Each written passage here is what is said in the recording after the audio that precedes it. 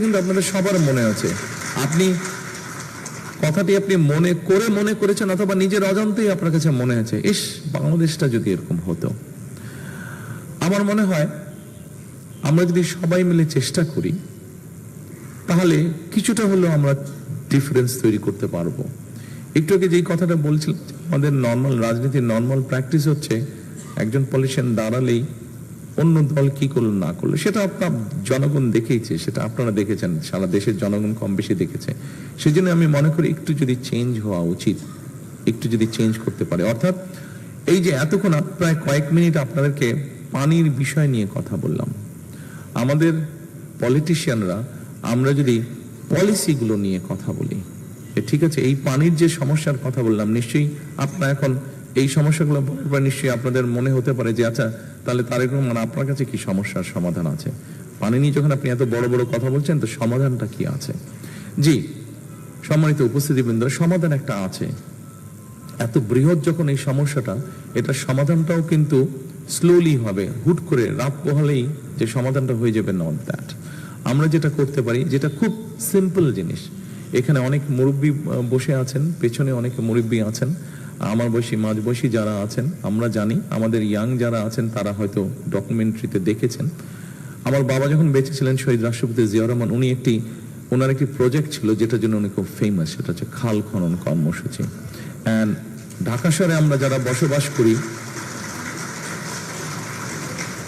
ঢাকা শহরে যখন যারা আমরা বসবাস করি তারা হয়তো ব্যাপারটার গুরুত্ব আমরা অতটা বুঝি না, কিন্তু যারা গ্রামে বসবাস করেন, জেলা উপজেলা শহরে বসবাস করেন, তাদের কাছে এই জিনিসটা অত্যন্ত গুরুত্বপূর্ণ।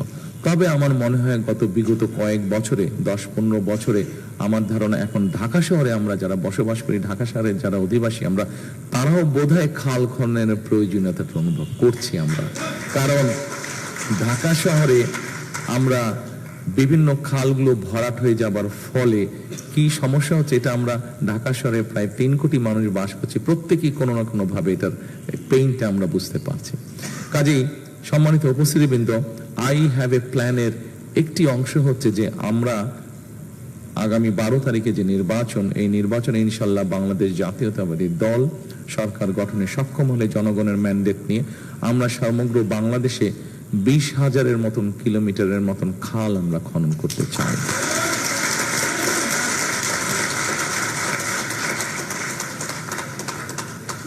অবশ্যই এর মধ্যে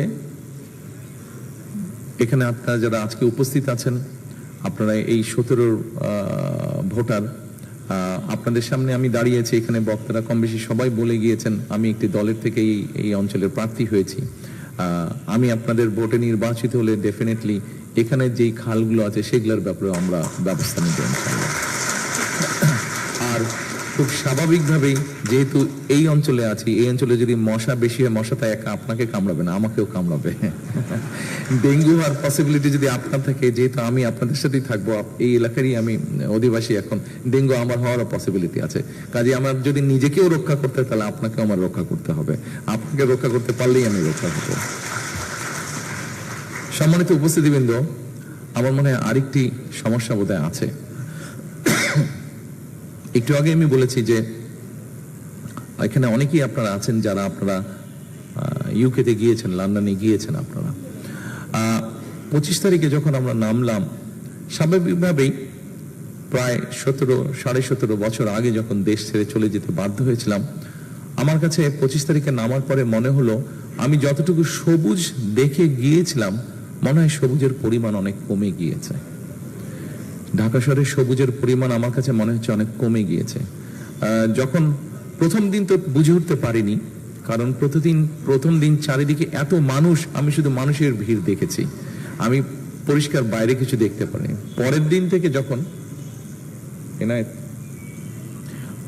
থেকে যখন বিভিন্ন জায়গায় যাওয়ার সুযোগ হয়েছে, তখন আমার কাছে মনে হয়েছে যে চারিদিকে গ্রে খুব বেশি, চারিদিকে একটা ড্রাই ভাব। এবং এর ভেতরে যে সময় আমি আসতে পারছিলাম না, আসার সুযোগ হয়নি, প্রায় পত্রিকায় পড়তাম যে ঢাকা শহর পৃথিবীর সবচেয়ে পলিউটেড শহরগুলোর মধ্যে একটা শহর। পলিউটেড কয়েকটি 2-3টি শহরের মধ্যে ঢাকা শহর কম্পিটিশন করছে ফার্স্ট হবে কে পলিউশনের দিক দিয়ে। প্রায় বোধহয় কয়েকবার ঢাকা শহর ফার্স্ট হয়েছে পলিউশনের দিক দিয়ে। সম্মানিত উপস্থিতিবৃন্দ,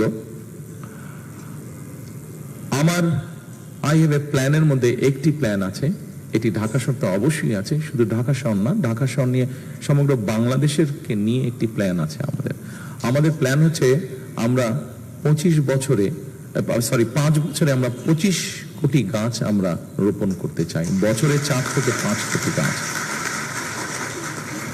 আপনারা হয়তো বলতে পারেন তারেক রহমান আপনি বলে দিলেন এতই সহজ নাকি 4 থেকে 5 কোটি গাছ রোপণ করা প্রতি বছর? এই প্রশ্নটা হওয়া স্বাভাবিক। আপনাদের কারো হয়তো জানা আছে, সবার জানা না থাকলেও আমাদের যে 465টির মতন উপজেলা আছে, 465টি উপজেলা, প্রত্যেকটি উপজেলায় এক একটি সরকারি নার্সারি আছে। এই সরকারি নার্সারিগুলোর বা গার্ডেন সেন্টার নার্সারি যেটাই আমরা বলি না কেন, এই নার্সারিগুলোর প্রোডাকশন ক্যাপাসিটি অর্থাৎ চারা তৈরি করার capacity round about 25,000 on an average. আমরা যদি এটাকে প্ল্যান করে পুশ করি এটা 40,000-এ নিয়ে যাওয়া যায়। আচ্ছা, এটা হলো 465টা।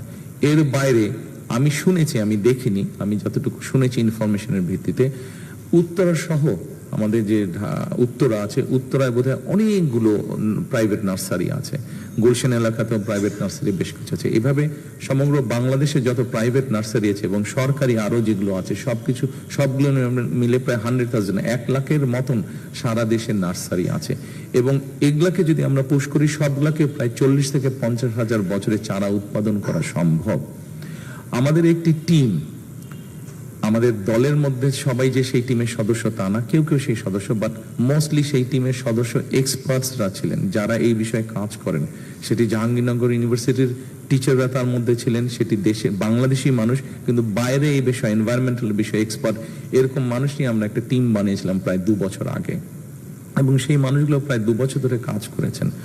টেকনাফে যেই গাছটি হবে সেই গাছটি তেঁতুলিয়াতেও হবে, কিন্তু অত ভালো হবে না, কারণ 500 মাইলের ডিস্টেন্সে ক্লাইমেট, সয়েল কিছু ডিফারেন্স আছে। হবে কাঁঠাল গাছ তেঁতুলিয়াতে হবে, কাঁঠাল গাছ টেকনাফে হবে, কিন্তু কিছুটা এদিক ওদিক হবে। ওই টিমটি কাজ করেছে, তারা কাজ করে মোটামুটি ভাবে তৈরি করেছে যে আমাদের উত্তরে কত, দক্ষিণে কত, পূর্বে কেমন, পশ্চিমে কেমন, কি কি ধরনের গাছ হতে পারে যেগুলো আমাদের এনভায়রনমেন্টকে হেল্প করবে, যেগুলা এয়ারটাকে রিফ্রেশ করবে। এবং এখন নিশ্চয়ই আপনাদের এখানে অনেকেই আছেন, আপনারা যারা জানেন, যাদের একটা ধারণা আছে যে এখন হিট সেন্সিং দিয়ে কিন্তু আপনি মোটামুটি ভাবে জায়গা বের করে ফেলতে পারবেন যে একটা জায়গায় কি পরিমাণ গাছ আছে। হিট সেন্সিং দিয়ে বের করে ফেলা সম্ভব, সেটা স্যাটেলাইটে, থ্রু স্যাটেলাইট সেটা বের করে ফেলা সম্ভব। আমরা বাংলাদেশের বিভিন্ন জায়গাগুলো বের করেছি, যেই জায়গাগুলোতে আমরা ছোট ছোট করে ফরেস্ট গড়ে তুলবো। কাজে কাজটা এতটুকু পর্যন্ত আমরা এগিয়ে রেখেছি। বিভিন্ন সরকারি জায়গা আছে যেই জায়গাগুলো অন্যভাবে অকুপাইড হয়ে আছে, সেই জায়গাগুলোকে খালি করে নিয়ে সেখানে কিভাবে ফরেস্টেশন করা যায়, কোন ধরনের গাছগুলো রোপণ করলে পরে সেই গাছগুলো এয়ারটাকে বেটার পিউরিফাই করবে। যেমন একটি নিম গাছ আছে, নিম গাছ সাধারণত নর্মাল গাছ যে পরিমাণ অক্সিজেন তৈরি করে, একটা নিম গাছ 3 ডবল বেশি অক্সিজেন তৈরি করে, এটা নিশ্চয়ই আপনাদের অনেকেরই জানা আছে। কাজে এভাবে আমরা আমাদের আই হ্যাভ এ প্ল্যানের মধ্যে এটি আরেকটি প্ল্যান, কিভাবে আমরা এয়ারটাকে ফিল্টার করব বা আমাদের পরিবেশগুলোকে তৈরি করব। সম্মানিত উপস্থিতিবৃন্দ, একটি কথা এসছে এখানে, সকালবেলায় কালকে আমি সিলেট চলে যাব, ইনশাল্লাহ পরশুদিন থেকে সিলেট থেকে আমরা আমাদের নির্বাচনী পরিচালনা কাজ অফিসিয়ালি শুরু করব। তো সিলেট যেতে হবে, আমি যাব কালকে বিকালে, আমি প্লেনে চলে যাব, আমি এবং আমার স্ত্রী ডক্টর জুবায়দা, আমরা প্লেনে যাব, কিন্তু গাড়ি যেগুলো আমরা ব্যবহার করব গাড়িগুলো সকালবেলায় চলে যাবে। কেন আমি কথাটি বলছি আপনাদেরকে, কারণ কথাটি একটু আগে এখানে এসছে একজন বক্তার কথায়। তো যারা যাবেন তারা যখন কথা বলছিল আজকে না গতকালকে, তো আমি তখন সামনে ছিলাম যে যেই কয়টা 6-7টা গাড়ি যে যাবে, তো টাইমিংটা ঠিক হচ্ছে যে কখন যাবে। তা আমি জিজ্ঞেস করলাম যে অত সকালে যেতে হবে কেন, এত তো বেশি দূর না। বললো যে আমরা যদি অমুক টাইমের মধ্যে বের না হই ঢাকা শহর থেকে, তাহলে 2 ঘন্টার ট্রাফিক জ্যামে আমরা আটকে যাব। ঢাকা শহর থেকে বের হওয়াটা একটা যুদ্ধের মতন অবস্থা। আমি শুনে একটু ঘাবড়েই গেলাম প্রথমে। এটি একটু আপনাদের সামনে আমি সকলকে একটু হালকা করার জন্য এইভাবে কথাটি বললাম। বিষয়টি নিয়ে ধারণা আমার ছিল, তবে ধারণাটা এত ভয়াবহ হবে এতটা আমি এক্সপেক্ট করিনি আসার আগে পর্যন্ত। প্রায় বছর বছরের মতন হবে, বছরখানেক আগে বুয়েটের একজন এক্সপার্ট আছেন, উনি ট্রাফিক বিষয় এক্সপার্ট, ওনার সাথে আমি আলাপ করছিলাম যে আচ্ছা ঢাকা শহরে ওনারা অলরেডি কাজ করেছেন কিছু কিছু জায়গায়, যে ঢাকা শহরে কিভাবে ট্রাফিকটাকে ইমপ্রুভ করা যাবে। আমরা অনেকগুলো আসার পরে তো আমি দেখেছি, এর আগে পত্রপত্রিকায় দেখেছি যে ফ্লাইওভারগুলো ঢাকা শহরে করা হয়েছে, ফ্লাইওভার দিয়ে গাড়ি ঘোড়া চলাচল করছে, কিন্তু ফ্লাইওভার দিয়ে ঢাকা শহরে 3 কোটি মানুষ থাকে, 3 কোটি মানুষের মধ্যে আমি এটি একটি পেপারে পড়েছিলাম, তাদের রিসার্চ আমি পড়েছিলাম যে এই 3 কোটি মানুষের মধ্যে খুব সম্ভব 17 থেকে 20% মানুষ শুধুমাত্র ফ্লাইওভার ইউজ করবে ঢাকা শহরে, আর বাকি সব মানুষ কিন্তু ফ্লাইওভারের বাইরে থাকছে। সো কি পরিমাণ অর্থ ব্যয় করা হয়েছে, আপনি যেরকম পাবলিক রিসোর্স কি পরিমাণ স্পেন্ড করা হয়েছে, কিন্তু শুধুমাত্র ম্যাক্সিমাম 20% মানুষ এই ফ্লাইওভারের সুবিধা পাচ্ছে। আমি ভদ্রলোকের সাথে কথা বলেছিলাম যে সলিউশন কি হতে পারে, যেহেতু উনি এক্সপার্ট, সেই জন্য আমরা তো যদি এখানে আমরা বসি আমরা সব সলিউশন দিয়ে দিতে পারবো, কিন্তু সেই সলিউশন কিন্তু আসলে সলিউশন হবে না। আমাদেরকে যেই বিষয়ের এক্সপার্ট তার সাথে সেই বিষয়ে কথা বলতে হবে এবং তাদের কাছ থেকে মতামত নিয়ে কাজটি করতে হবে। তো উনি যেহেতু এই বিষয়ে এক্সপার্ট, ওনার সাথে আমি কথা বলেছিলাম, শামসুল হক সাহেব। এটি আমি, আপনারা যারা ইউরোপে গেছেন আপনারা দেখেছেন, ইউকেতে গিয়েছেন বা ইউরোপের বিভিন্ন দেশে গিয়েছেন, আপনারা দেখেছেন যে পাবলিক ট্রান্সপোর্টটাকে ডেভেলপ করার মাধ্যমে কিন্তু সমস্যার সমাধান করা সম্ভব ম্যাক্সিমাম ক্ষেত্রে। ব্রিটেনে আমি দেখেছি যে সেই দেশের এমপি বলেন, মন্ত্রী বলেন, তারা পাবলিক ট্রান্সপোর্টে কিন্তু ঘোরাফেরা করছে, সেটা বাসে হোক, সেটা ট্রেনে হোক, টিউবে হোক, তারা ঘোরাফেরা করছে। আমরা নিশ্চয়ই পারবো, কেন পারবো না? ওরা যদি পেরে থাকে আমরাও পারবো। তবে বিষয়টা হচ্ছে এখানে যে কিভাবে পাবলিক ট্রান্সপোর্টটাকে ডেভেলপ করা যায়, সেটি মোনোরেল হতে পারে। Metro rail costly, metro rail থেকে লেস কস্টলি হচ্ছে মোনোরেল, এবং ওটাকে ওনাদের বক্তব্য এক্সপার্টের হিসাবে ওনারা যে আমাকে যেটা প্রেজেন্ট করেছেন যে সেটা মনোরেলটাকে বসানো ইজি, আবার আপনি ওটাকে কন্টেনারের মতন আবার আরেক জায়গায় নিয়ে গিয়েও বসাতে পারবেন, এবং ওটার খরচও কম। খরচ কম হলে স্বাভাবিক ওটার ভাড়াও কম হবে, সাধারণ মানুষের চলাচলের জন্য ওটার সুবিধা হবে। কাজে মনোরেলগুলোকে আমরা ওনাদের এক্সপার্টদের বক্তব্য অনুযায়ী বনানীর ভিতর দিয়ে যে 11 নম্বর রোড, এটার ভিতর দিয়ে আমরা মনোরেল নিয়ে যেতে পারবো। মনোরেল নিয়ে আমরা মেট্রো রেলের যেখানে করা হয়েছে এটাকে তো আমরা ভেঙে ফেলতে পারবো না, কারণ এখানে অলরেডি জনগণের অর্থ খরচ হয়ে গেছে। কাজে মনোরেলটাকে নিয়ে আমরা কানেক্ট করতে বলবো মেট্রো রেল, যেখান থেকে ও আবার চলে যেতে পারবে বিভিন্ন জায়গায় একটা মানুষ। সো আবার মোহাম্মদপুরের ভিতর দিয়ে আমরা মনোরেল নিয়ে এসে ওখানে যে কানেক্টিভিটি আছে মেট্রো রেলের, সেখানে আমরা কানেক্ট করতে পারবো।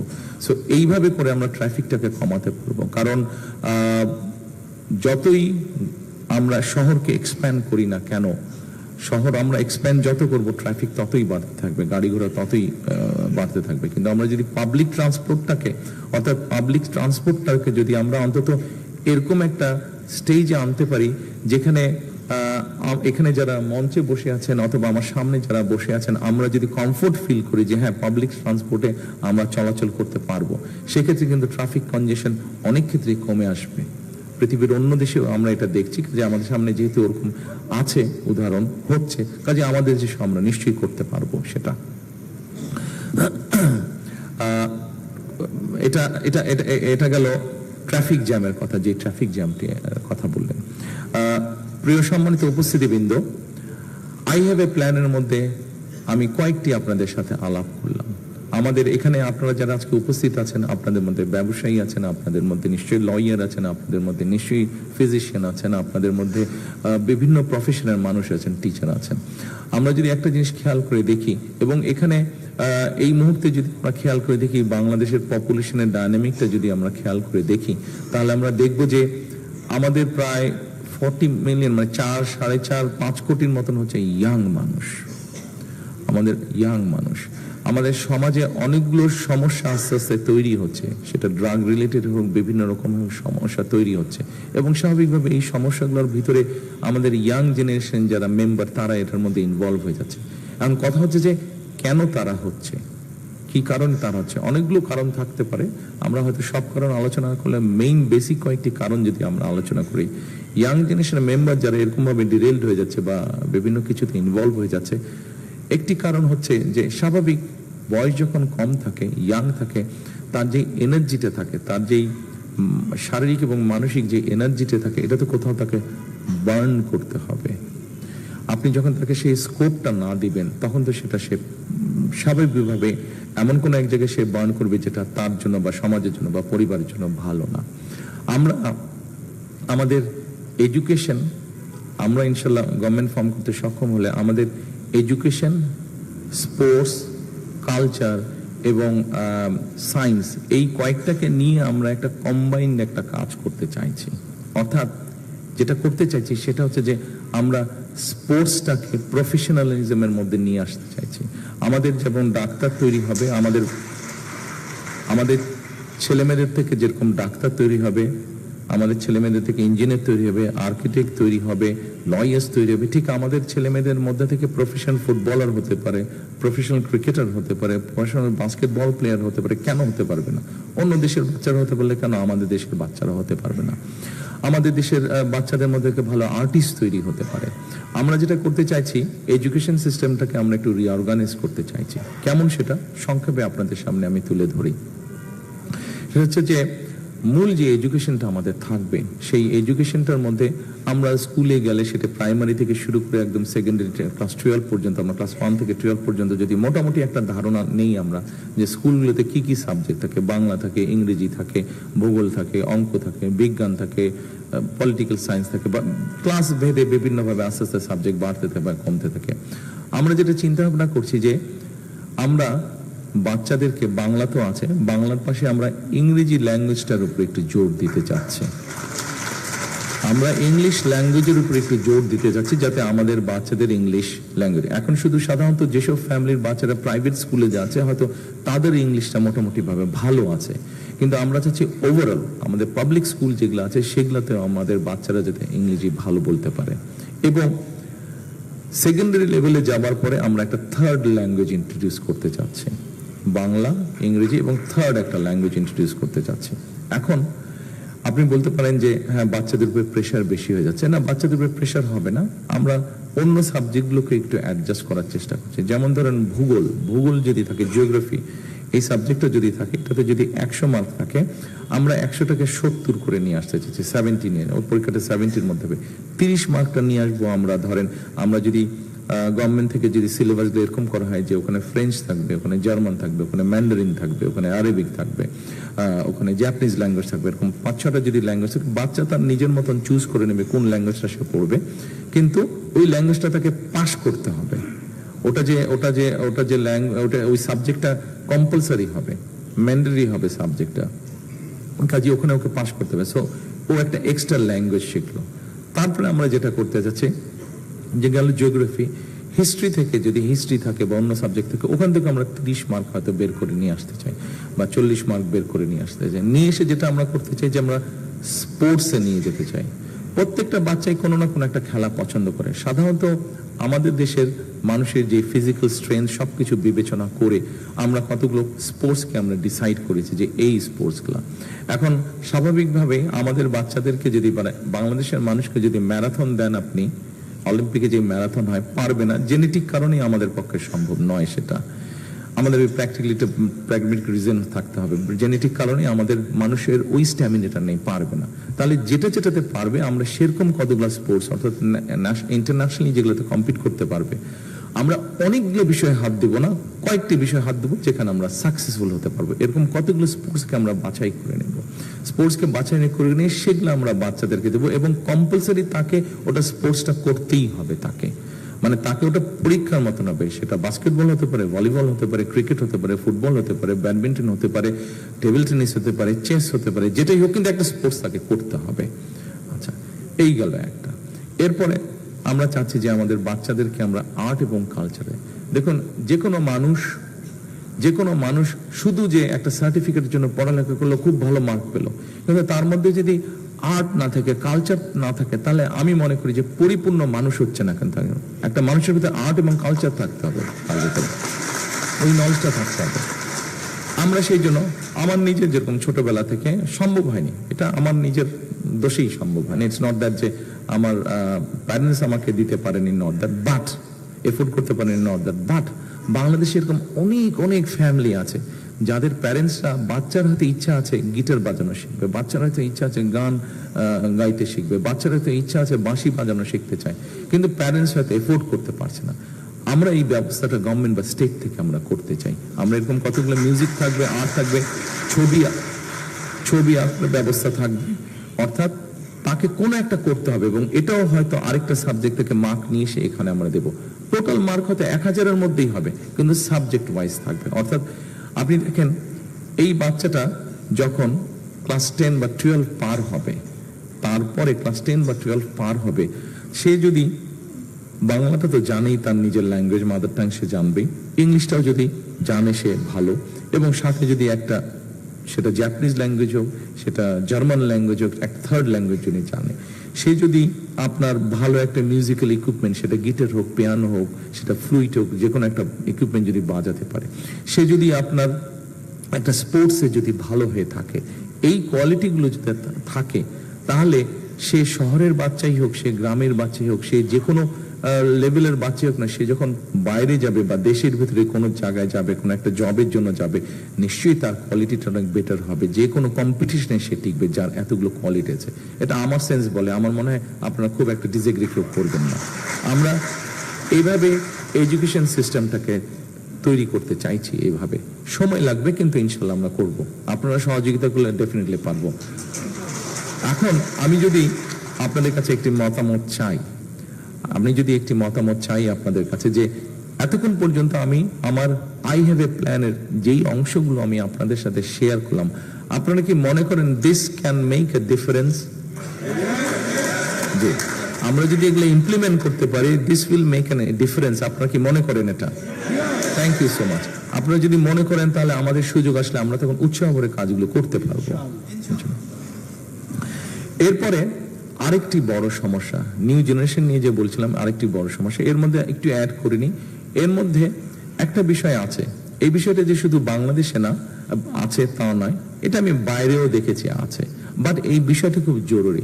আমরা এই মুহূর্তে যেই দেশগুলোকে খুব আমাদের সামনে এক্সাম্পল হিসেবে নিয়ে আসি, বেশ কয়েকটি দেশ, আমরা কোরিয়াকে আনি, আমরা তাইওয়ানকে আনি, আমরা ভিয়েতনামকে নিয়ে আসি বিভিন্নভাবে, যে ওরা গত 15 বছরে, গত 20 বছরে ওরা অনেক ডেভেলপ করেছে। খুব ইজিলি যখন আমরা বলি, আমরা এই দেশগুলোর কথা বলি, যে বিভিন্নভাবে তারা খুব ফাস্ট র্যাপিড তারা ডেভেলপ করে গেছে। তারা ডেভেলপ করার একটি কারণ হচ্ছে, অনেকগুলো কারণের মধ্যে একটি কারণ হচ্ছে যে তারা তাদের মানুষদেরকে ভোকেশনাল এবং টেকনোলজিক্যাল ইনস্টিটিউশনগুলোকে তারা সুন্দরভাবে গড়ে তুলেছে। ভোকেশনাল ইনস্টিটিউটগুলো তাদের দেশে যেটা আছে, এবং টেকনোলজিক্যাল ইনস্টিটিউশন যেগুলো আছে সেখানে, এবং তারা তাদের মানুষদেরকে, তাদের ইয়াং জেনারেশনকে তারা উৎসাহিত করেছে, উৎসাহ দিয়েছে তারা, যে যেন এইগুলোতে বাচ্চারা যায়।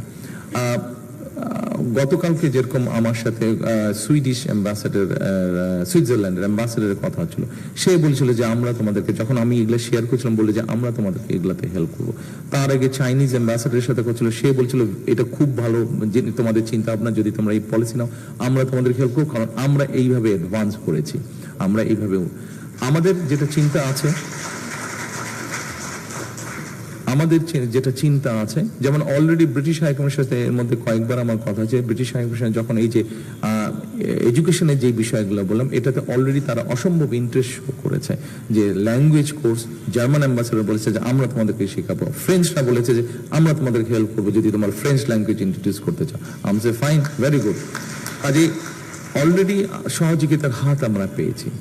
আমরা যেটা মোটামুটি ভাবে চিন্তা ভাবনা করেছি, যে আমরা সিলেবাসটাকে যখন রিঅর্গানাইজ করব, প্রাইমারি স্কুল থেকে একদম ক্লাস 12 পর্যন্ত, আমরা ক্লাস 8 পর্যন্ত, আমরা ক্লাস 5 থেকে শুরু করে ক্লাস 8 পর্যন্ত আমরা থিওরিটিক্যাল জিনিসগুলো শেখাবো বাচ্চাদেরকে, বিভিন্ন ভোকেশনাল, সেটা ইলেকট্রিক্যাল হতে পারে, সেটা মেকানিক্যাল হতে পারে, বিভিন্ন ভোকেশনাল বিভিন্ন থিওরিটিক্যাল শেখাবো, এবং ক্লাস 9 থেকে ক্লাস 12 পর্যন্ত আমরা প্র্যাকটিক্যাল নলেজগুলো, তাদেরকে প্র্যাকটিক্যাল ক্লাসগুলো শুরু হবে ক্লাস 9 থেকে। এভাবে জিনিসটা আমরা আস্তে আস্তে গড়ে তুলেছি। অর্থাৎ একটা বাচ্চা যখন 8 জন্মে, মিউজিক পারবে, 3টা language, second and third language তার যখন থাকবে, একটা সাথে যদি তার ভোকেশনাল একটা ট্রেনিং থাকে, থিওরিটিক্যাল অ্যান্ড প্র্যাকটিক্যাল, আমার তো মনে হয় সেই বাচ্চাটাকে পৃথিবীর কোনো দেশে কেউ আটকে রাখতে পারবে। এবার আমরা আসি, ভোকেশনাল কথা আপনারা বলেছি, ভোকেশনাল এটা তো স্কুলে হচ্ছে, এর বাইরে আমাদের হিউজ ইয়াং জেনারেশন আছে। আমাদের প্রায় অ্যাবাউট 1 মিলিয়ন, 10 লাখের মতন মানুষ প্রতি বছর বিদেশে যাচ্ছে। এর মধ্যে প্রায় 700,000, প্রায় 7 লাখের মতন মানুষ, 6.5 থেকে 7 লাখের মতন মানুষ যারা যাচ্ছে বাইরে, এরা হচ্ছে প্রায় 7 লাখের মতনই আপনি বলতে পারেন মানুষ যাচ্ছে, এরা আনস্কিল্ড হিসেবে যাচ্ছে। ফলে এরা যে যাচ্ছে, এরা বেচারারা পরিশ্রম করছে, এই মানুষগুলো পরিশ্রম করছে, পরিশ্রম করে ডলার দেশে পাঠাচ্ছে, কিন্তু ভ্যালু অ্যাড হচ্ছে না, ভ্যালু অ্যাড হচ্ছে না। আমরা যদি একটু রিজনাল হিসেবে দেখি, দেখবেন যে মিডল ইস্টে বেশি যাচ্ছে, এবং মিডল ইস্টে কোন এলাকার অধিকাংশ মানুষ যাচ্ছে, বাংলাদেশের কোন রিজনের মানুষ যাচ্ছে? চিটাগং বেল্টের মানুষ। আপনি যদি মক্কা যান, মদিনা যান, সাউদি আরবে বিভিন্ন জায়গায় যান, মিডল ইস্টে দেখবেন যে ম্যাক্সিমাম মানুষ চট্টগ্রাম, নোয়াখালী, কুমিল্লা এই অঞ্চলের মানুষ বেশি যাচ্ছে। আপনি যদি ইটালিতে যান, ইটালিতে আপনি দেখবেন যে অধিকাংশ বাংলাদেশের সাথে দেখালে, 10 জনের সাথে দেখালে দেখবেন 7 জন মানুষ কোন অঞ্চলের বলেন তো? ইয়াস, ফরিদপুর, শরীয়তপুর এই অঞ্চলের মানুষ বেশি যাচ্ছে। আমরা যেটা আমাদের প্রাইমারি চিন্তা ভাবনার মধ্যে আছে, আমরা অলরেডি গভর্নমেন্টের একটা ডিপার্টমেন্ট আছে, এই ডিপার্টমেন্টটা আপনার কাজ করে এই ধরনের কাজ করে, মানে বিদেশে পাঠানো। কিন্তু ওই ডিপার্টমেন্টের একজনের সাথে আমি প্রায় কয়েক মাস আগে আলাপ করেছিলাম, তাদেরকে সেভাবে গভর্নমেন্ট থেকে এনকারেজ করা হয়নি, তাদের বিভিন্ন জিনিস আটকে আছে। যেমন আমাকে উদাহরণস্বরূপ বলছিল যে বেশ কিছুদিন আগে সাউথ কোরিয়া থেকে একটা টিম এসেছিল। সেই টিমটা এসে তারা খোঁজ করছে, তারা ওয়েল্ডার চাচ্ছে। ওয়েল্ডার মানে ঝালাই করবে, একটার সাথে একটা ঝালাই। আপনাদের মনে হতে পারে ব্যাপারটা তো খুব ইজি, কিন্তু তারা খুঁজে পায় নাই। এটা আপনার কাছে মনে হতে পারে যে তাহলে হয়তো সবারই মনে প্রশ্ন আসবে, এটা নিশ্চয়ই তারা ঠিকভাবে খোঁজে নেয়। নাহলে আমাদের রাস্তাঘাটে চলতেই দেখি কত ওয়েল্ডার, দোকানপাটে দেখছি যে এই যে ওয়েল্ডিং করছে, গাড়ির জিনিসপত্র ওয়েল্ডিং করছে। না, তারা খুঁজছিল আন্ডার ওয়াটার ওয়েল্ডার। পানির নিচে ওরা জাহাজ তৈরি করে, পানির নিচে ওয়েল্ডিং করবার কাজ, এবং একজনও খুঁজে পায় নাই। আপনাদের সকলকে আমি বলি, তাদের স্যালারি কত ছিল জানেন? $3,000 US ডলার, 3,000 তারা যদি পেত। পরে তারা বলেছে যে ভাই আমরা নিজেরাই তৈরি করে নেব, তোমরা আমাদেরকে লোক দাও। তো এখন যে ডিপার্টমেন্টের কথা বলেছিলাম, আমি বললাম যে ভাই তোমরা কি আমাদেরকে একটা হেল্প করতে পারবা? বলে স্যার বলেন কি হেল্প? আমি বললাম যে আমাদের নর্মালি যে মানুষগুলো যে যাচ্ছে, এই মানুষগুলো যারা যেখানে যাচ্ছে, আগামী 5 থেকে 10 বছর পৃথিবীর কোন কোন দেশে কি কি ধরনের চাকরি বাকরির চাহিদা আছে, আমাদেরকে কি এরকম কোন একটা স্ট্যাটিস্টিক্স তৈরি করা, রিসার্চ তৈরি করা সম্ভব? তারা আমাকে বললো যে ইয়েস স্যার, পসিবল, এটা পসিবল। আমরা ওই কাজটি মোটামুটি চেষ্টা করছি করার জন্য, এবং এক্ষেত্রে আমরা আমাদের এমবাসি লাগবো, তাদের ব্যবহার করবো, এবং তাদেরকে আমাদের যেটা পরিকল্পনা আছে তাদেরকে আমরা টার্গেট দিয়ে দিব যে তোমার এখানে আগামী, সে ধরেন মিডল ইস্টে, সৌদি আরবে ওরা এক্সপ্যান্ড করছে, অনেক ইনফ্রাস্ট্রাকচার তৈরি করছে, তাদের বিভিন্ন রকম ইঞ্জিনিয়ার লাগবে, ওয়েল্ডার লাগবে, বিভিন্ন রকম প্লাম্বার লাগবে, কি ধরনের কেমন লাগবে সেটি তারা তৈরি করছে। যেমন ধরেন আমরা জাপানের কথা যদি তুলনা করি, এই মুহূর্তে আমরা যদি জাপানের পপুলেশন ডায়নামিক দেখি, তাহলে তাদের কি ধরনের পপুলেশন। আমাদের এখানে যখন ইয়াং পপুলেশনের সংখ্যা বেশি, almost half of the population বলা যায়, অ্যাটলিস্ট হাফের কাছাকাছি মোটামুটি।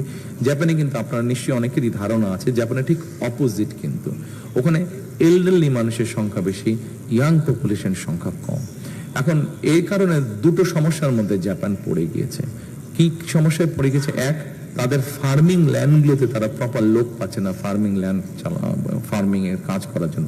দুই, যেহেতু এল্ডারলি মানুষের সংখ্যা ওখানে বেশি, সেই জন্য তাদের কেয়ারার প্রয়োজন। নেপাল থেকে চলে যাচ্ছে মানুষ জাপানে কেয়ারের কাজ নেই, ইন্দোনেশিয়া থেকে চলে যাচ্ছে, বাংলাদেশ থেকে যেতে পারছে না, কারণ প্রপার ট্রেনিং এর ব্যবস্থা নাই, অ্যান্ড প্রপার ল্যাঙ্গুয়েজ, তাদের একটা গ্রেড 4 একটা এরকম কিছু আছে যে ল্যাঙ্গুয়েজে পার হতে হয়, জাপানিজ ল্যাঙ্গুয়েজে, সেইটা নেই বাংলাদেশে। আমরা প্রাইমারি ডিসকাশন তাদের সাথে করেছি, তারা বলেছে ভাই ওখানে একটা অর্গানাইজেশন, তারা নিজেরাই সবকিছু করবে, শুধু আমাদেরকে কিছু ইনফ্রাস্ট্রাকচার সাপোর্ট বা কিছু সাপোর্ট তাদেরকে দিতে হবে, তাহলেই আমরা এখান থেকে ট্রেনিং দিয়ে আমরা আমাদের দেশের মানুষগুলোকে, আমাদের দেশের ছেলে মেয়েদেরকে আমরা পাঠাতে পারবো। তার মানে চিন্তা করেন কি পরিমাণ জব ক্রিয়েশন হবে। একটু আগে আমি বলেছিলাম যে ভ্যালু অ্যাডের কথা, সেই ভ্যালু অ্যাড করতে পারবো আমরা। একটু আগে যে বলছিলাম যে কোন এলাকায় কোন দেশের কোন বাংলাদেশের কোন জোনে কোন এরিয়াতে কোন এলাকার মানুষ বেশি যায়, বা আপনারা বলেছেন যে ইটালিতে শরীয়তপুর বা ফরিদপুর এই অঞ্চলের মানুষ আছে। আমাদের চিন্তা ভাবনার মধ্যে যেটা আছে যে ফরিদপুর এরিয়াতে যেই ভোকেশনাল ইনস্টিটিউশনগুলো আমরা করব, ঠিক সিমিলার প্রবলেম কিন্তু আপনার একই প্রবলেম, পপুলেশনের একই প্রবলেম ইটালিতেও আছে।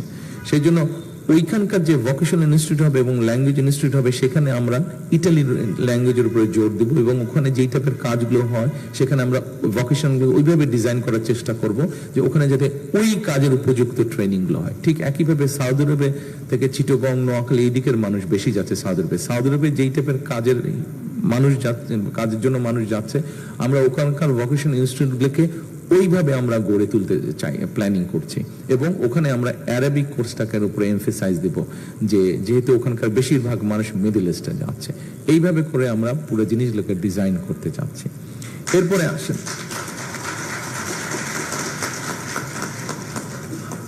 আমাদের এই মুহূর্তে খুব সম্ভব দেশে 3 কোটির মতন বেকার, অফিসিয়াল রেকর্ড, আমার ধারণা আনঅফিসিয়ালি আরো বেশি হবে।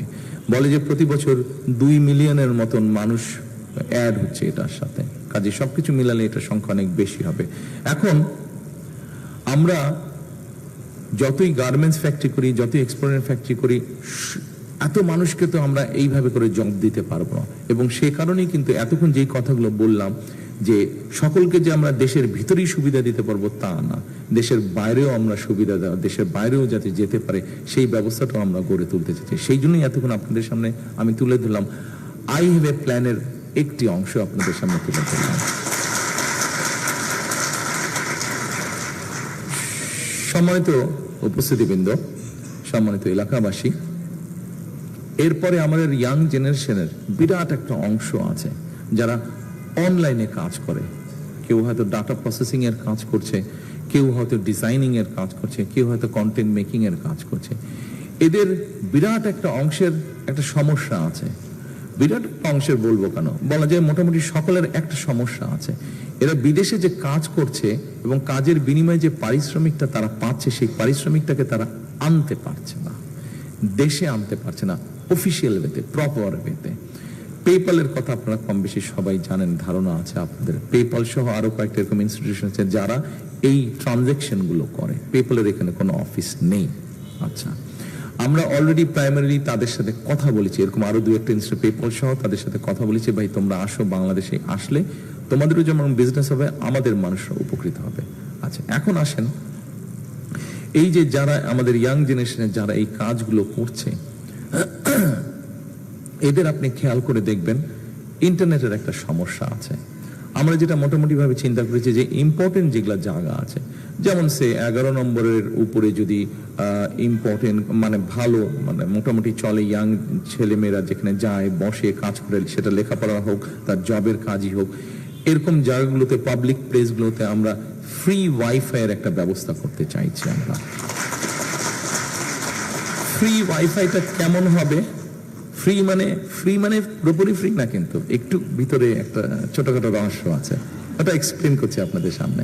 যেমন ধরেন ফ্রি অবশ্যই আপনি পাবেন, ফ্রিটা আপনার হয়তো 1 বা 1.5 ঘন্টার জন্য ফ্রি থাকবে। আপনি যখন লগ ইন করবেন কতগুলো প্রসিজার আছে, প্রসিজারগুলো মেনটেন করতেই হবে। লগ ইন আপনি করলেন, লগ ইন হওয়ার পরে হয়তো আপনাকে 1 মিনিট বা 1.5 মিনিটের একটা অ্যাড আপনাকে দেখতে হবে। আপনাকে অ্যাডটা দেখতে হবে, অ্যাডটা শেষ হয়ে যাওয়ার পরে আপনি কানেক্ট হয়ে যাবেন। আপনি 1 ঘন্টা বা 1.5 ঘন্টা আপনি ফ্রি তখন কাজ করতে পারবেন। সেটা আবার 1-1.5 ঘন্টা পরে আবার ওটা ডিসকানেক্ট হবে, আপনাকে আবার লগ ইন করতে হবে, আপনাকে আবার 1 মিনিট বা 1.5 মিনিটের একটা অ্যাড আপনাকে দেখতে হবে। আমরা এইভাবে জিনিসটাকে সেট আপ করতে চাচ্ছি এবং আস্তে আস্তে এটার এক্সপ্যান্ড। আমার ধারণা এই সাপোর্টটা যদি আমরা তৈরি করতে পারি, এই ইনফ্রাস্ট্রাকচার এবং সাপোর্টটা যদি তৈরি করতে পারি, আমাদের ইয়াং জেনারেশনের বহু ছেলে মেয়েকে আমরা হেল্প করতে পারবো। এখন আসুন, একটু আগে যে বললাম তারা যারা কাজ করছে, যেমন ধরেন কন্টেন্ট মেকার যারা কাজ করছে, এই কন্টেন্ট মেকারদের কাজ করতে গিয়ে পেমেন্টের একটা সমস্যা হচ্ছেই তাদের, অথবা তাদের কোনো ওয়ার্ক স্পেস তেমন নাই। যারা ডিজাইনিং এর কাজ করছে তাদের হয়তো ওয়ার্ক স্পেস ঠিকভাবে নাই, যারা ডাটা প্রসেসিং এর কাজ করছে তাদের হয়তো ওয়ার্ক স্পেস নাই। আমরা দেখেছি কয়েক বছর আগে যারা এই দেশ থেকে পালিয়ে গিয়েছে যারা এই দেশের মানুষের ভোটের অধিকার কেড়ে নিয়েছিল, তাদেরকে আমরা দেখেছি in the name of making IT park অনেক বড় বড় বাংলাদেশের বিভিন্ন জায়গায়, খুব সম্ভবত এরকম প্রায় 43টার মতন আছে, 43টার মতন IT park, in the name of IT park Virat building বানিয়েছিল তারা, কিন্তু এই বিল্ডিংটাতে কোনো কাজ হয় না, অনেকগুলা বন্ধ হয়ে পড়ে আছে, অসামাজিক কাজ হয়, এবং অনেকগুলোতে আপনার কমিউনিটি সেন্টার হচ্ছে, বিয়ে শাদী হচ্ছে, মানুষের জন্মদিন পালন হচ্ছে আইটি পার্কের মধ্যে। আমরা যেটা পরিকল্পনা গ্রহণ করেছি, এটা ফরচুনেটলি হোক বা যে কারণে কোইন্সিডেন্টলি হোক, এই most of the IT park এগুলো আবার দেশের বিভিন্ন ইউনিভার্সিটি বা ইউনিভার্সিটি ক্যাম্পাস যেগুলো আছে সেগুলোর কাছাকাছি জায়গায় হয়েছে, খুব বেশি সেগুলা থেকে দূরে না। এবং আমাদের এই ইয়াং জেনারেশনরা সাধারণত ওই এলাকার মধ্যে মোস্টলি থাকে যারা এইসব কাজ করে। আমরা ঠিক করেছি এই আইটি পার্কগুলোকে আমরা অ্যাক্টিভেট করব। এখানে প্রথমত আমরা ফ্রি ওয়াইফাই পুরাটাতে ব্যবস্থা করব। দ্বিতীয়ত, এরকম কাজ যারা করে তারা যদি তাদের অথেন্টিকেটি মানে আইডি দিতে পারে, জেনুইন দিতে পারে যে ইয়াস ও এরকম কাজের সাথে জড়িত, he is into IT business, ও হয়তো ট্রেডিং করছে অনলাইনে, ও হয়তো ডিজাইনিং এর কাজ করছে, ও হয়তো ডাটা প্রসেসিং এর কাজ করছে, তাহলে ওকে আমরা ওখানে একটা ফ্রি ওয়ার্কিং স্পেস দেব, তাকে আমরা ফ্রি একটা ওয়ার্কিং স্পেস দেব। স্বাভাবিকভাবে এই মুহূর্তে হয়তো বেচারা তার মেসের কর্নারে বসে বিছানার উপরে বসে কষ্ট করে কাজ করছে, অথবা কোনো আত্মীয় স্বজনের বাসায় থাকে, অথবা 2-3 ভাই বোন একটা রুম শেয়ার করে থাকছে, সেখানে এই কর্নারে বিছানার উপরে বসে কষ্ট করে কাজ করছে, অথবা চেয়ারের উপরে বসে কোনো রকম ভাবে কাজ করছে। কিন্তু ওই ছেলেটা বা ওই মেয়েটা যদি একটা ওয়ার্কিং স্পেস পায়, তখন দেখা যাবে যে সে 2-3 জন বন্ধু নিয়ে হয়তো 6 মাস পর একটা কোম্পানি ফর্ম করলো, জব ক্রিয়েশন হচ্ছে। আমরা যদি পেপ্যালের ব্যাপারটা সলভ করে ফেলতে পারি, তাহলে দেখা যাবে যে তার ইনকামটা বেড়ে গেল, ফরেন কারেন্সিটা আমাদের বাড়ছে। এইভাবে আমরা পুরো জিনিসগুলোকে আমরা চিন্তা করছি। এখানে আপনার নিশ্চয়ই অনেকেই আছেন যারা আপনারা ব্যবসা বাণিজ্যের সাথে জড়িত, বিভিন্ন ম্যানুফ্যাকচারিং এর সাথে আপনারা জড়িত। স্বাভাবিকভাবে এই অঞ্চলে আমাদের বক্তারা বলে গেছেন, এই অঞ্চলে একটা অন্য অঞ্চলের সাথে একটা বড় ডিফারেন্স হচ্ছে, এই অঞ্চলে 2 দিকেরই এক্সট্রিম মানুষ বাস করছেন, যারা মোটামুটি ভাবে সমাজের অনেক উপরে এবং যারা সমাজের নিচে। যাই হোক, সবাইকে দরকার একটা সমাজকে চালানোর জন্য। এখানে আমরা যদি একটা জিনিস দেখি, সেটা হচ্ছে যে যারা এখানে আছেন আপনারা অনেকেই ম্যানুফ্যাকচারিং এর সাথে আছেন। এই মুহূর্তে আমরা যদি চিন্তা করি, আমরা দেখবো যে আমাদের মেইন ফরেন কারেন্সি আর্নিং সোর্সটা কি। মেইন সোর্স দুটো, একটা হচ্ছে গার্মেন্টস, অনেকেই এখানে বোধহয় আমার সামনে বসে আছেন যারা ওন করেন গার্মেন্টস ফ্যাক্টরি, আর আরেকটা হচ্ছে আমাদের রেমিটেন্স, আমাদের প্রবাসীরা কষ্ট করে যে রেমিটেন্স পাঠাচ্ছেন সেই রেমিটেন্স। আমাদের একটি পরিকল্পনা আছে, সেই পরিকল্পনা হচ্ছে আপনি যদি একজন এন্টারপ্রেনার হয়ে থাকেন এবং আপনি যদি এসে সরকারকে বলেন যে গার্মেন্টসটা ফ্লোরিশ করেছে কেন, গার্মেন্টসটা ফ্লোরিশ করার একটা অন্যতম মূল কারণ হচ্ছে বন্ডেড ফ্যাসিলিটি। ওয়্যারহাউসের যে ফ্যাসিলিটিটা, বন্ডেড ওয়্যারহাউস ফ্যাসিলিটি, এটা হচ্ছে এক্সপ্যান্ড করার, ভালো করার, ফ্লোরিশ করার একটা অন্যতম মূল কারণ। আমরা চাচ্ছি এই জিনিসটাকে একটু এক্সপ্যান্ড করতে, এই ফ্যাসিলিটিটা এক্সপ্যান্ড করতে। ধরুন আপনি এই কলমটা আপনি তৈরি করবেন, কিন্তু এই কলমটা তৈরি করবেন এবং এটা আপনি একটা কলম ফ্যাক্টরি তৈরি করলেন এবং এই ফ্যাক্টরিতে ধরেন মাসে 1000 পিস কলম তৈরি হয়, এবং এই পুরো 1000 পিস কলম আপনি এক্সপোর্টের জন্যই তৈরি করবেন, নট ফর লোকাল কনজাম্পশন।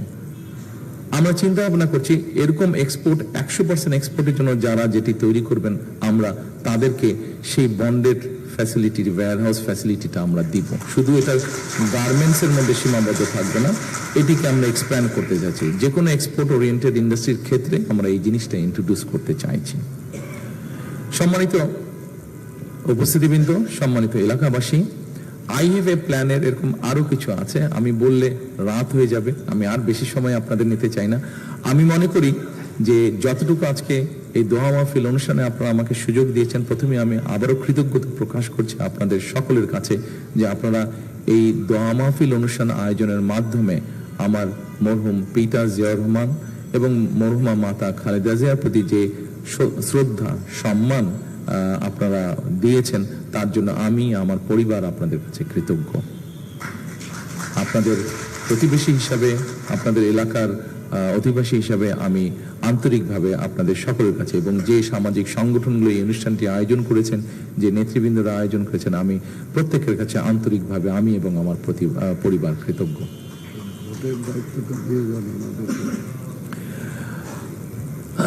সম্মানিত উপস্থিতিবৃন্দ, আমি স্বাভাবিকভাবে আমি বাংলাদেশে একজন পলিটিক্যাল অ্যাক্টিভিস্ট হিসাবে পরিচিত। আমার একটাতে পুড়ে যাচ্ছে যে কোন তারেক জিয়া খালেদা জিয়ার ছেলে বা জিয়া রহমানের ছেলে, বাট আমার মূল পরিচয় যে আমি politician, and there is election after few weeks. আজকের এই দোয়া মাহফিল অনুষ্ঠানে যেহেতু আমি আপনাদের এলাকার অধিবাসী, আপনাদের প্রতিবেশী, আপনাদের এখানে অনেকেই নিশ্চয়ই আছেন যারা আপনারা এই এলাকায় বেড়ে উঠেছেন, বড় হয়েছেন। আমিও এই এলাকাতেই কিন্তু বড় হয়েছি, বেড়ে উঠেছি, কাজে আমি আপনাদেরই একজন। তো যেহেতু আমি একজন পলিটিক্যাল অ্যাক্টিভিস্ট, একজন পলিটিশিয়ান, এবং কয়েকদিন পরে ইলেকশন, স্বাভাবিকভাবেই ইলেকশন রুলের বাধ্যবাধকতার কারণে আর 24 ঘন্টা পরে হয়তো বলতে পারবো, এখন বলতে পারছি না, কিন্তু কি বলতে চাইছি নিশ্চয়ই আপনারা বুঝতে পারছেন।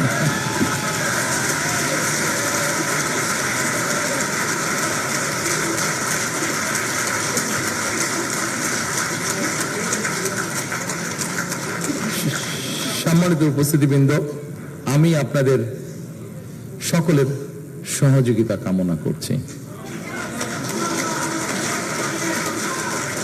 আপনারা যদি আবারও যেই কথাটি কিছুক্ষণ আগে বলেছিলাম, আই হ্যাভ এ প্ল্যানের যে অংশগুলো আপনাদের সাথে আমি শেয়ার করেছি, আপনারা যদি মনে করেন যে এই কাজগুলো করলে আমরা কিছুটা হলেও ডিফারেন্স তৈরি করতে পারবো, আপনাদের কাছে মনে হয়েছে যে আই হ্যাভ এ প্ল্যানের যেই পরিকল্পনাগুলো আপনাদের সামনে তুলে ধরেছি সেগুলা আপনার সন্তান, আপনার পরিবার, আপনার প্রতিবেশী, আপনার দেশের মানুষ, সামগ্রিকভাবে আমাদের সকলের জন্য কিছুটা হলেও বেটার হবে। আপনি বুক ভরে শ্বাস নিতে পারবেন, আপনি নিশ্চিন্তে পানি পান করতে পারবেন, আপনি নিশ্চিন্তে রোডে হয়তো ট্রাফিক জ্যাম হবেই কিন্তু কম হবে, এরকম পরিস্থিতি তৈরি হবে।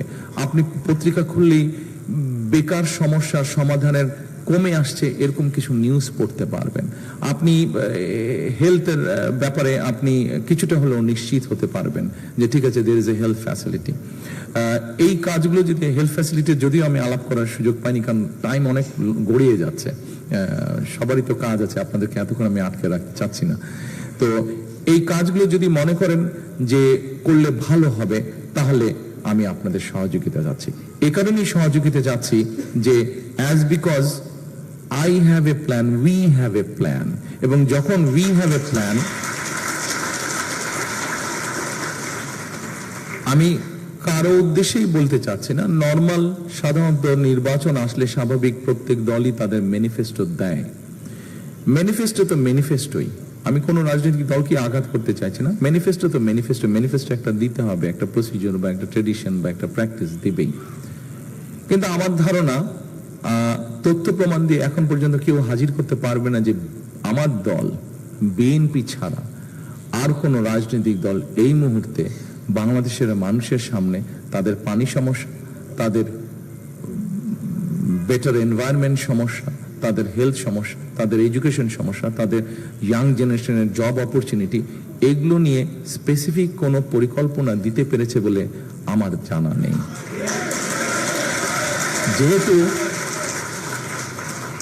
আমি প্রথমেই বলেছি যে বললে অপোনেন্ট সম্পর্কে অনেক কথা বলতে চাই, কিন্তু সেই কথা বলে কিন্তু আমাদের সমস্যার সমাধান হবে না। পলিটিশিয়ান হিসেবে আমি যদি বলতে চাই, আমি অনেক বলতে পারবো পলিটিক্যাল অপোনেন্ট সম্পর্কে, কিন্তু সেটাতে না আপনার কোনো ফায়দা হবে দিন শেষে, না আমার কোনো ফায়দা হবে দিন শেষে। আমি হয়তো কিছু হাততালি পাবো, তারপর আমি চলে যাবো, আপনারা যে যার ঘরে চলে যাবেন, কিন্তু সেটা একবার শূন্যতায় ভরা। কিন্তু আমার বিশ্বাস, আমি আপনাদের সামনে এতক্ষণ আমার যেই পরিকল্পনার কথাগুলো তুলে ধরেছি, নিশ্চয়ই আমি আপনাদের মধ্যে কিছু হলেও আশা জাগাতে পেরেছি। কারণ there is a plan, because there is a plan। আপনাদেরকে আমি জানি না এই কথাটা কতটুকু সঠিকভাবে বলা। হেলথ, যেমন হেলথের ব্যাপারে যদি বলি, আপনারা শুনলে ভয়ই পাবেন কেউ, কারণ আমি যখন শুনেছিলাম যখন বুঝলাম, ওনারা আমাকে যখন বললেন কথাটা, আমার কাছে রীতিমতন ব্যাপারটা ভয়ই লেগেছে। দুটো ছোট্ট পয়েন্ট। যেদিন আমি আমাদের হেলথ নিয়ে যারা কাজ করছেন, তারা যে সবাই আমার দলের না, তার মধ্যে প্রায় 12 জনের মতন ছিলেন। 12 জনের মধ্যে বোধহয় 3 জন ছিলেন আমার দলে থেকে, বাকি সবাই কিন্তু প্রফেশনালস। তারা তাদের সেক্টরে, মানে তাদের সেক্টরে দে আর এক্সপার্টস।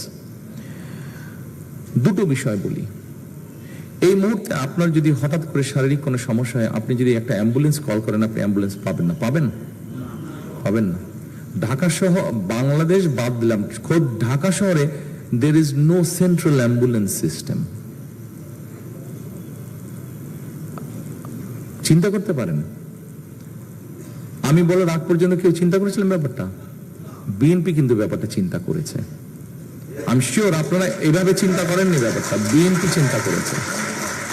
এই মুহূর্তে বাংলাদেশ বাদ দেন, খোদ ঢাকা শহর রাজধানী, এখানে কোনো সেন্ট্রাল অ্যাম্বুলেন্স সিস্টেম নাই। জেলা উপজেলা সব জায়গায় বাদই দিলাম আমরা। আরেকটা ভয়াবহ কথা আপনাদের বলি, শুধু হেলথ ইস্যু নিয়ে।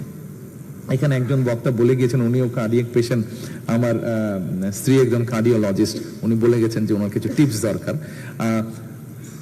অসুবিধা নাই, আপনার কম্পাউন্ডারও ভালো ডাক্তার হয়ে যেত, আমার স্ত্রী যেহেতু ডাক্তার, আমিও কিছু জিনিস শিখে ফেলেছি, আমি আপনাকে টিপস দিব।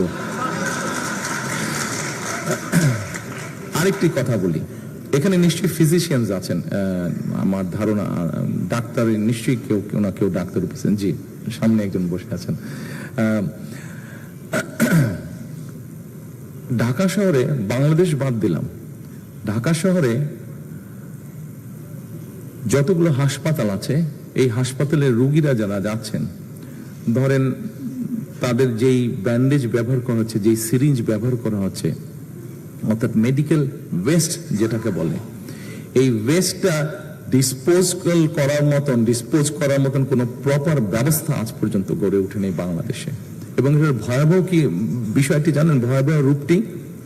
ভয়াবহ রূপটি হচ্ছে এখান থেকে জীবাণু ছড়াচ্ছে, এবং এই জীবাণুটা বাতাসে মিশছে।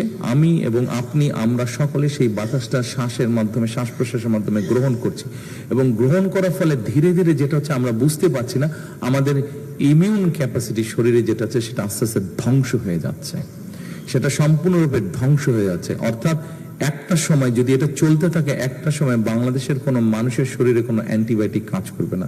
আমার ডাক্তার, আমি ঠিকই বলেছি বোধহয় না? খুব বেশি ভুল বলিনি বোধহয়। আমার ওয়াইফের কাছে একটু সার্টিফিকেট নিয়ে নিলাম, কাজ করবে না। ব্যাপারটা আপনি চিন্তা করে দেখুন, ব্যাপারটা কত ভয়াবহ পরিস্থিতির দিকে আমরা আস্তে আস্তে এগোচ্ছি আমরা। আরেকটি কথা বলে আমি শেষ করব। আমরা এই সমস্যার মধ্যে পত্রিকায় নিউজ পড়েছি, এবং আপনারা তো ভুক্তভোগী ছিলেন। 17 বছর আমাকে ভুগতে হয়নি, বাট আপনারা ভুক্তভোগী ছিলেন এই 17 বছর। সেটা বিদ্যুৎ সমস্যা। আমি মেডিকেল ওয়েস্টের কথা আপনাদেরকে বলেছি একটু আগে, মেডিকেল গার্বেজ বা ওয়েস্টের কথা বলেছি, কি ডেঞ্জারাস অবস্থার মধ্যে আছে আমরা। ঢাকা শহরে যদি বের হই, বাংলাদেশ বাদ দিলাম, ঢাকা শহরে যদি বের হই, আপনি চারিদিকে যদি তাকান, প্রতিদিন ঢাকা শহরে 7,000 টন ময়লা আবর্জনা তৈরি হচ্ছে। 7,000 টন। আমি জানি আপনাদের কাছে সংখ্যাটা আগে জানা ছিল কিনা। 7,000 টন প্রতিদিন ময়লা তৈরি হচ্ছে। 7,000 টন। এই ময়লাটাকে তো সরাতে হবে, পরিষ্কার করতে হবে, কারণ এই ময়লা থেকে যা স্প্রেড হচ্ছে, মেডিকেল ওয়েস্ট থেকে যেরকম জীবাণু ছড়াচ্ছে, এই ময়লা থেকে, এই 7,000 টন ময়লা থেকেও ছড়াচ্ছে। এবং এই 7,000 টনে কোথায় পড়ে আছে, কিভাবে পড়েছে, আমরা কিন্তু এখান থেকে বেরোলেই দেখতে পাচ্ছি সবাই। 7,000 টন ময়লা। আমরা যেটা চিন্তা করেছি, এই 7,000 টন ময়লাটাকে আমরা এনার্জিতে রূপান্তর করব এবং রিসাইকেলে নিয়ে যাব। আমরা দেখেছি কিভাবে বিদ্যুৎ দেওয়ার নাম করে কিভাবে কুইক রেন্টাল হয়েছে, এবং কুইক রেন্টালের ইতিহাস কি, কে কিভাবে এখান থেকে কি করেছে, পাবলিক মানি কিভাবে স্পেন্ড হয়েছে, আমরা সেই বিতর্কে গেলাম না। আমরা যেটা পরিকল্পনা করছি যে ঢাকা শহর যেরকম ক্লিন করতে হবে, এখন এই ময়লাটাকে নিয়ে তো কোথাও ফেলতে হবে, আবার তো ওই জায়গাটা ময়লা হবে, অথবা একটা ব্যবস্থা করতে হবে। এখানে এখন দুটো জিনিস আছে, একটা হচ্ছে রিসাইকেল, যেটা রিসাইকেল করা যাবে না নর্মালি, যেটা ফুড ওয়েস্ট বা এই ধরনের পচনশীল, যেটা এই ধরনেরটাকে দিয়ে এবং ইদানিং নতুন যেটা পাওয়ার স্টেশন কিছুগুলো হয়েছে, যেগুলো এই ধরনের ওয়েস্ট দিয়ে পাওয়ার তৈরি করে, কিছু কিছু কাঁচ টাচ এগুলা দিয়েও তারা করতে পারে। অর্থাৎ যেগুলো রিসাইকেলে যাবে এবং যেগুলো রিসাইকেলে যাবে না, যেগুলো দিয়ে পাওয়ার তৈরি করা সম্ভব, আমরা এই রিসাইকেল পাওয়ার বা এই ওয়েস্ট দিয়ে আমরা পাওয়ার তৈরি করতে চাচ্ছি। সো দ্যাট শহরটাকে যেরকম পরিষ্কার করা যাবে একদিক দিয়ে, আর এই দিক দিয়ে পাওয়ার তৈরি করার জন্য এই মুহূর্তে ফার্নেস অয়েল বা গ্যাস যেটা ব্যবহার করছি, ফার্নেস অয়েলটা আমাদেরকে ইম্পোর্ট করে নিয়ে আসতে হচ্ছে, ফলে আমাদের ডলার খরচ হচ্ছে। কিন্তু এই ময়লাটা যারা কিনে নিয়ে পাওয়ার তৈরি করবে, তারা তো টাকা দিয়ে কিনবে, অন্তত ডলারটাকে আমরা সেভ করতে পারবো। এইভাবে করে আমরা পাওয়ার জেনারেট করার চিন্তা ভাবনা করছি।